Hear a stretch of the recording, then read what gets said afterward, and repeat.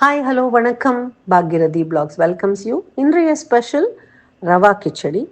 எண்ணெயை கடாயில் ஏற்றிட்டு கடுகு, உளுத்தம்பருப்பு, கடலப்பருப்பு, இஞ்சி, பச்சை மிளகாய், வெங்காயம், கேபேஜ், கேரட், பட்டாணி எல்லாம் நல்லா வதக்கிட்டு உப்பு மஞ்சப்பொடி போட்டுட்டு கொதிக்க வச்ச வெந்நீரை வச்சுட்டு உப்பு வேணுங்கிற அளவு போட்டுட்டு கொஞ்சம் கொஞ்சமாக ரவையை தூவி கட்டி பிடிக்காமல் கலந்து ஒரு 5 நிமிஷம் சிம்மில் மூடி வச்சுட்டா அது நல்லா வெந்து போயிடும். எங்கள் வீட்டில் எல்லாருக்குமே கொஞ்சம் சேர்ந்தாப்பில் கூயியாக இருந்தால் தான் பிடிக்கும். அந்த மாதிரி பண்ணியிருக்கேன்.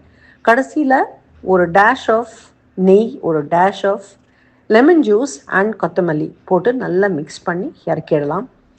தேங்காய், மின்ட்டு கொஞ்சம், கொத்தமல்லி கொஞ்சம், கொஞ்சம் பொட்டுக்கடலை, உப்பு, 2-3 பச்சை மிளகாய் வச்சு சட்னி அதுக்கு தோதா. So what's for lunch? கீரை மிளகூட்டல் அண்ட் வெண்டைக்காய் ஃப்ரை. துவரம்பருப்பு தனியாக குக்கரில் வேக வச்சு எடுத்திருக்கேன்.